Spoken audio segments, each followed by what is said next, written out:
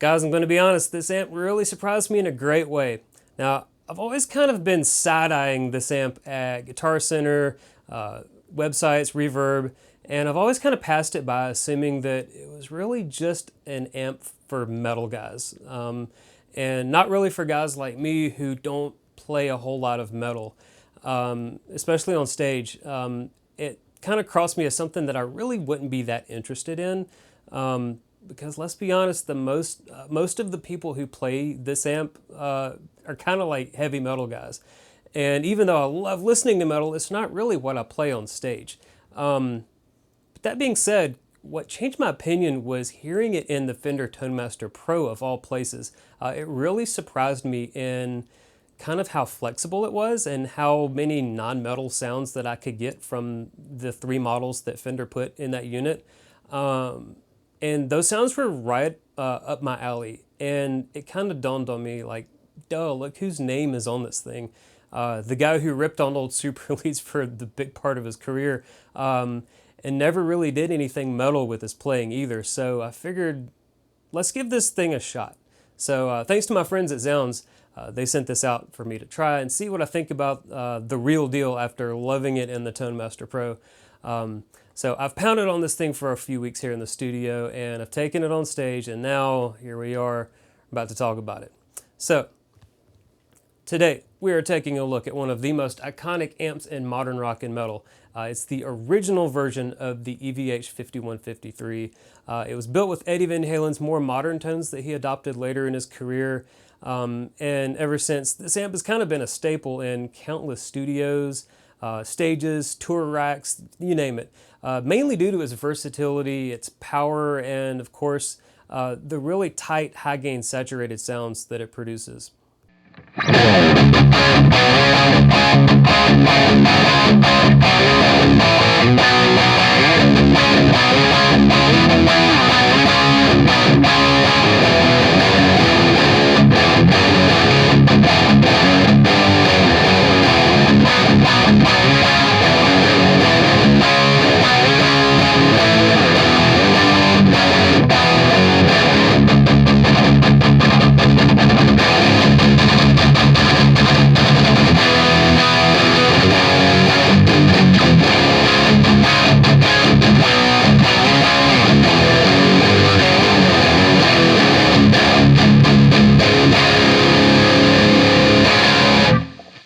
So this amp is a 100-watt 3-channel beast, and each channel has its own kind of distinct voice, making it extremely versatile for a wide range of genres, honestly. And channel 1 is the green channel. It offers kind of a warm, clear, clean tone with a good amount of sparkle and chime to it. And channel 2 is the blue channel, and it brings kind of a nice crunchy rock sound. It's good for, I would say, anything from a kind of a higher gain classic rock and kind of a heavy blues type sound, all the way up to what you just heard to like some really kind of high gain modern rock sounds. And obviously channel 3, the red channel, that's where the high gain metal and really super saturated lead magic kind of really unfolds. But honestly, in my opinion, the blue channel is, with its ability to really clean up nicely with the guitar's volume control or volume pedal, and really punch a lot harder into metal sounds with a good boost in front, which is what you've been hearing with the Golden Boy. It's in the green Tube Screamer mode. It's just the blue channel alone is an incredibly flexible channel that I was able to get a ton of sounds from, and it was also my favorite amp model or one of my favorite amp models in the Fender Tone Master Pro. Finally, in addition to an effects loop, you have separate presence controls for all 3 of your channels here. And the models that came after this, they had revised voicing. Eddie was always wanting to tweak around with these amps. And those included depth controls for each channels. But there's a diehard group of original 5153 owners out there who they still swear by this amp. And Joe from Gojira, the frontman, he's probably one of the biggest names out there. He tours with the Stealths. I think he might have switched now to using a Quad Cortex. But I know that he said in previous interviews that he kind of prefers these originals for recording. So let's go over the signal path here and we'll listen to the clean channel. Okay, so there are a lot of great high-gain metal demos of this amp already on YouTube. I wanted to showcase the amp more in my style, in the way that I use it for those 90s and 2000s rock songs type sounds. So rather than using super high output pickups, I'm using my Tokai LS150, and it's got the Sheptone Brian Conaheck signature PAF pickups in there. It is going into the Golden Boy, and the Golden Boy is going into the amp. The amp is going into my Splawn cabinet with an SM57 and a 421 on a Scumback H75.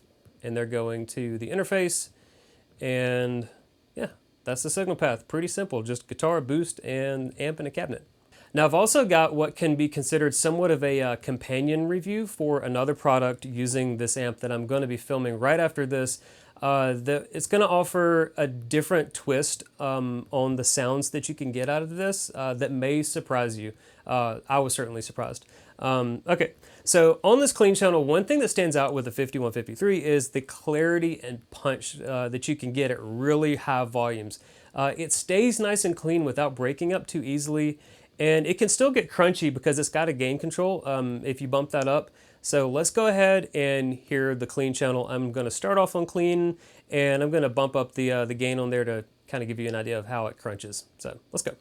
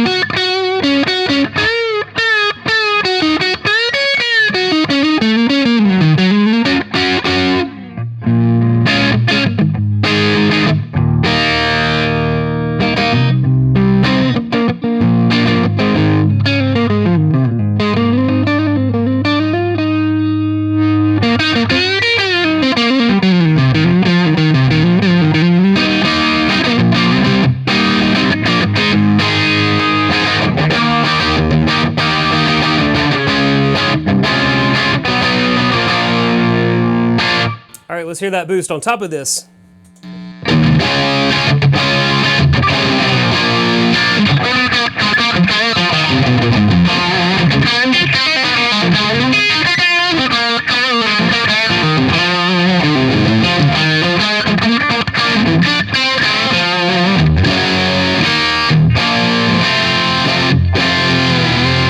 All right, now let's hear the clean boost on the Golden Boy. This is the light blue mode.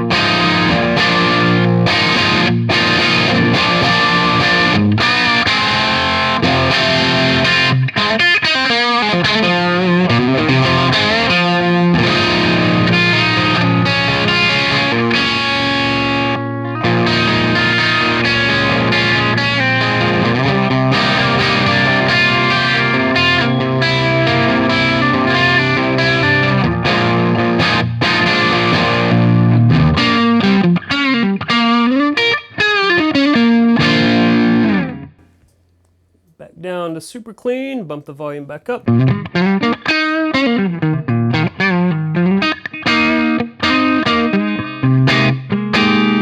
Clean boost.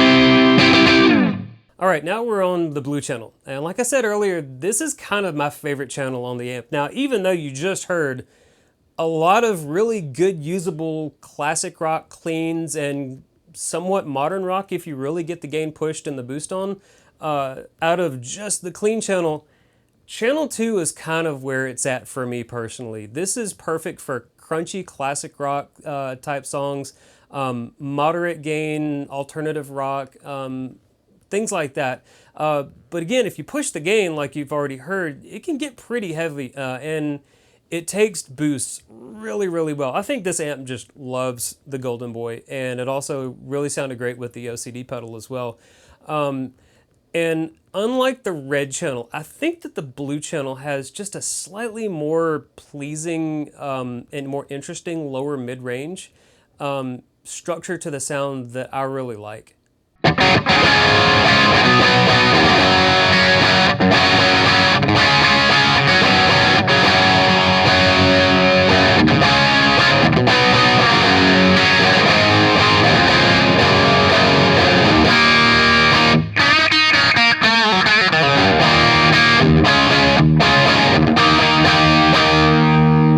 Clean boost.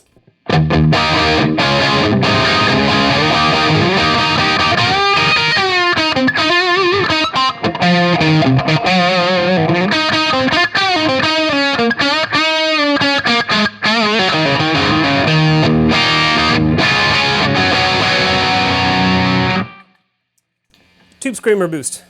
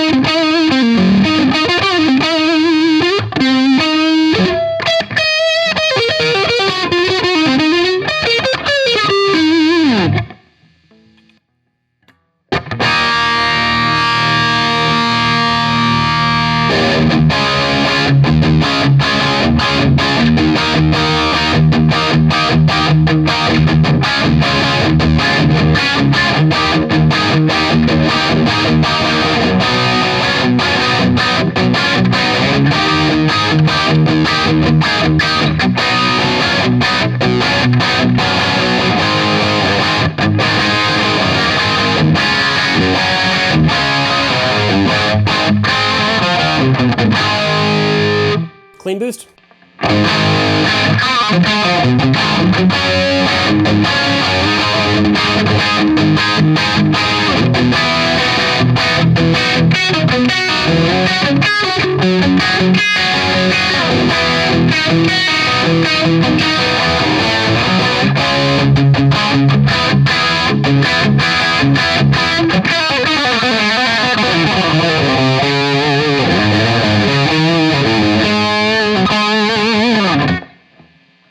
Tube Screamer.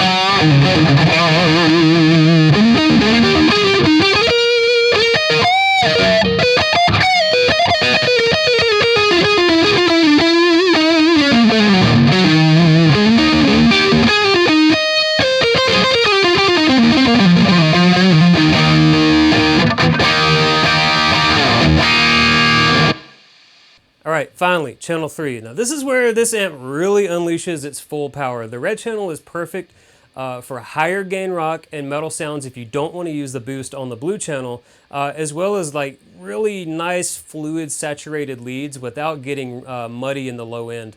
It's got a really tight, punchy, and clean low end, which makes palm mutes feel really good to play. And if you stay a bit conservative with the gain, you can boost this for an even tighter sound with just as much, if not more, saturation than what the amp itself can provide.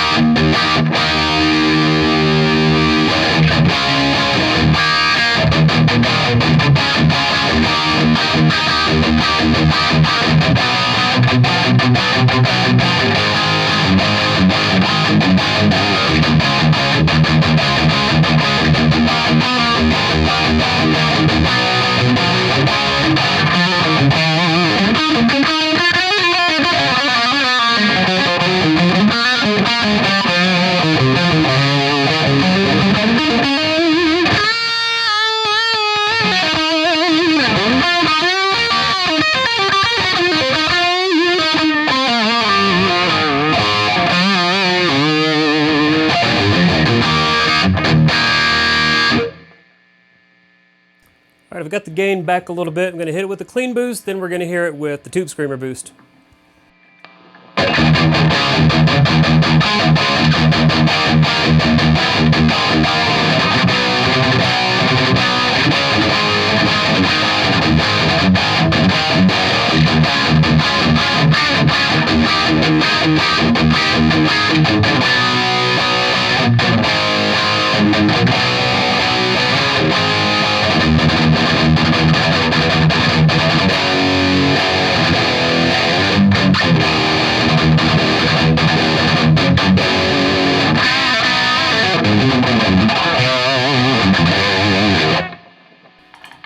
All right, tube screamer.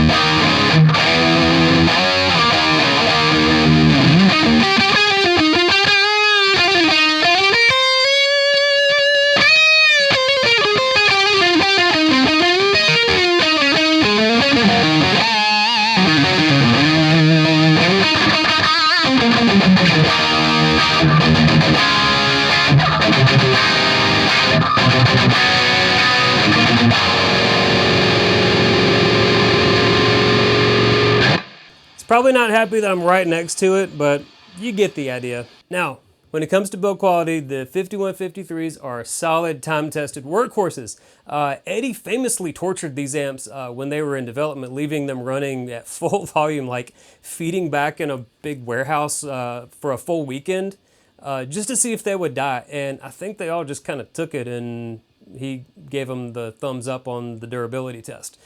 So if these amps were tough enough to endure Eddie's tours, the vast majority of you probably have nothing to worry about. So also, the looks. I think the amp looks really cool with this classic EVH stripe aesthetic. And I think maybe with some red and some white 3M tape over some of these in strategic places, I think it could help it pop even that much more if you really want to lean harder into the whole Eddie motif. Now, post-gig report. How did this thing perform on stage? It was awesome. I ran it into the aux box and the FR behind me and to the main PA.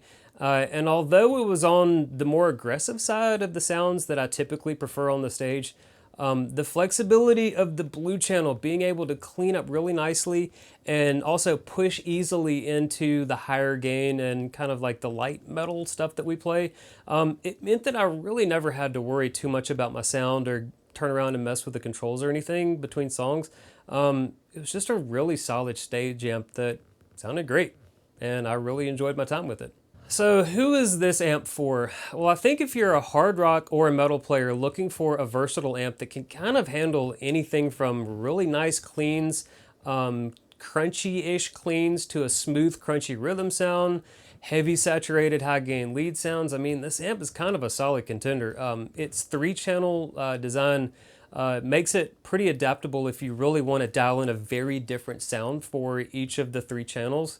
And I think that adaptability, for different genres, I think people they don't give it enough credit. And I think for the power and the tone shaping options that it has, at its $2,000 price point, I think it's fairly competitive if you look at what other multi-channel amps are on the market and the prices that they command.